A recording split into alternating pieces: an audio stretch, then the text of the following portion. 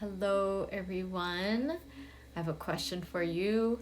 Have you ever experienced a loved one self sabotaging?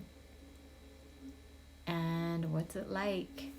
I want to share with you. First of all, I want to talk about the excruciating pain that happens as a result of watching someone self destruct, whether that's through alcohol, drugs, or even like food or shopping, whatever they're doing. Eating poorly. I mean, it can be as simple as not taking care of themselves, but it can be as severe as extreme abuse to themselves, whether that's through alcohol or drugs or whatever that is. And growing up, I have had this, and I've seen this in relationships before. It is very painful because you feel so much pain because they're in pain, and they probably don't even feel it because they're trying to numb the pain, but you see their pain and you feel helpless. You know what's best for them and you want them to do it. That is actually a codependent trait of wanting to have someone be and do other than they are being and doing to make us happy. That is something that comes with, it can come from our childhood where we've observed this, or we had to be a certain way, or others had to be a certain way in order for someone to be happy. And that's where it comes from. It also can come from, us wanting so badly for someone else that good thing that they need to do for themselves, or that they need to stop this destructive pattern.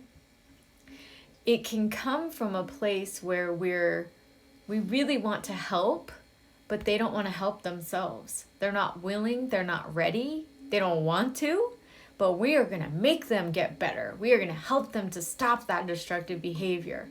And I'm not talking about children, although adults that behave like children, that can be, or a child like adult that is your own child. I've seen this with my clients where they have a child who is an adult.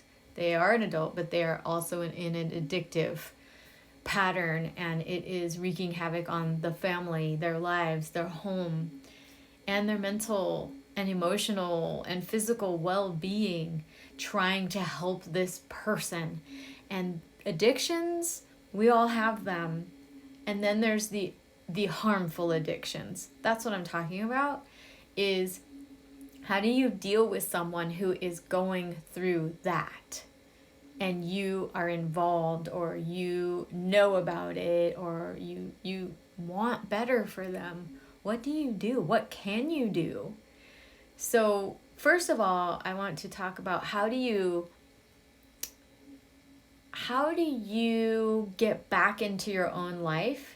Because when we are with someone who's got these behaviors, we are in a codependent relationship.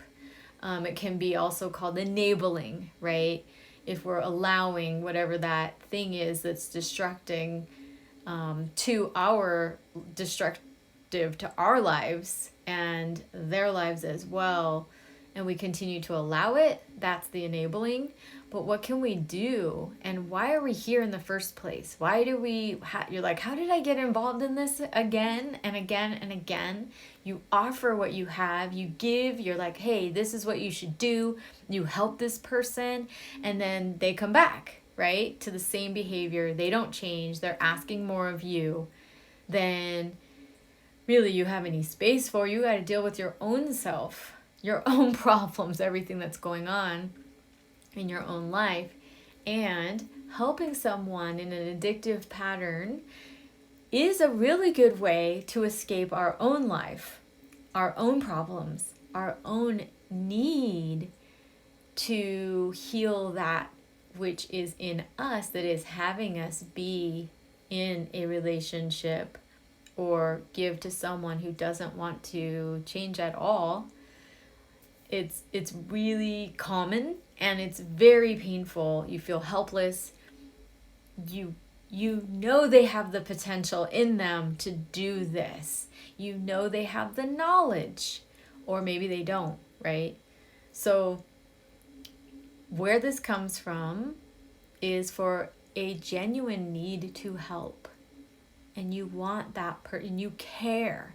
So it's not your fault if you're involved with someone with an addictive pattern. This has been showing up so much in my sessions where the person, that's their son or daughter, is addicted to drugs or alcohol or behaviors that are destructive, or even relationships that are bad for that person. They're not good for that person.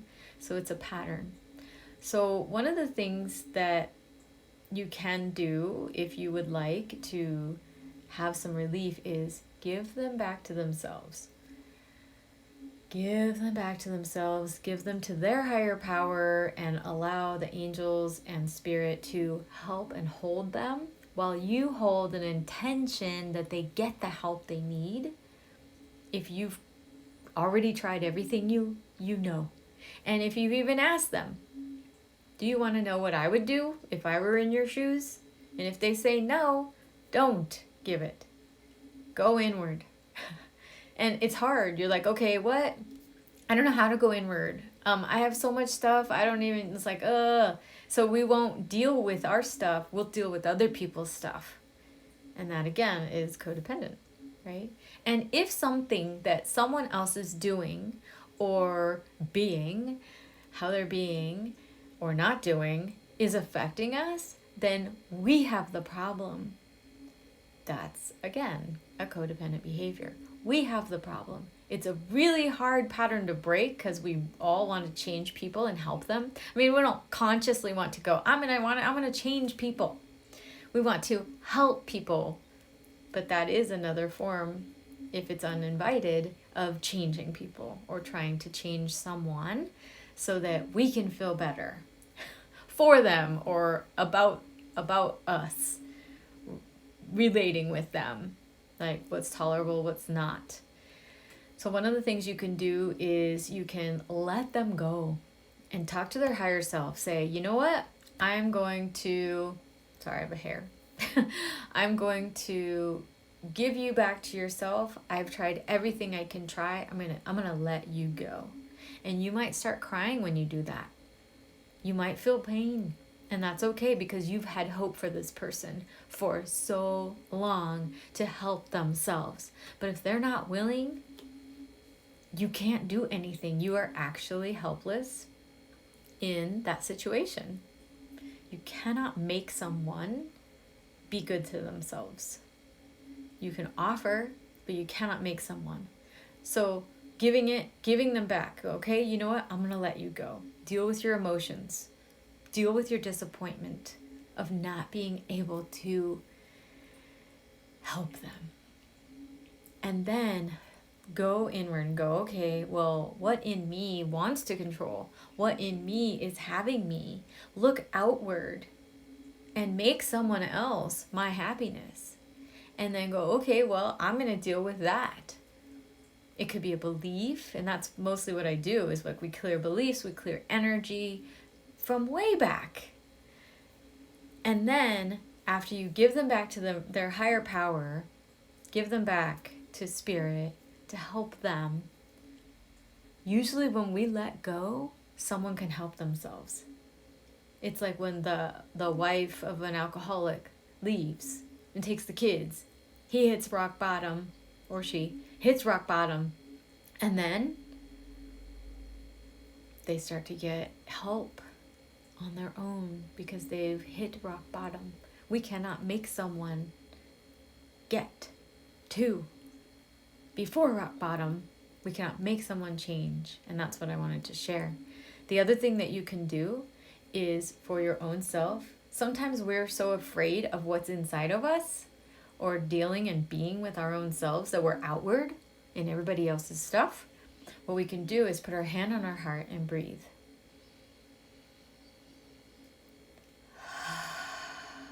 And just ask yourself to stop and be with yourself. This is one of the hardest things to do if you've got a lot of healing to do. And you can do it. Take another breath.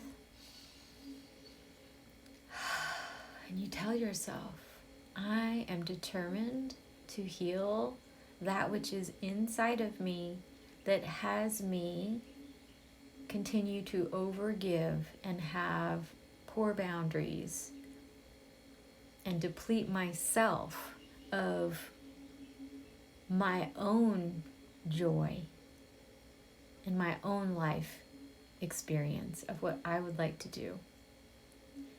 And then fill your space, that empty space. You've given them back to themselves. You can even have cleared your mental space. You gave them back to themselves. You gave everything to the earth or spirit. You come back. You do one thing after you've spent a moment breathing and feeling. You do one small thing, whether that's, for me, it's like having a chai tea latte, right? When I drink a chai tea latte, nobody and no one else exists in that moment because I'm in my pleasure senses. When I go in nature, nature is what fills my mental space. And then you might be, right, you might be still thinking about that person. You give them back. It's like trampolining. Boing, boing, give them back to themselves. Give them back to their higher power. I hope that this helps. Namaste.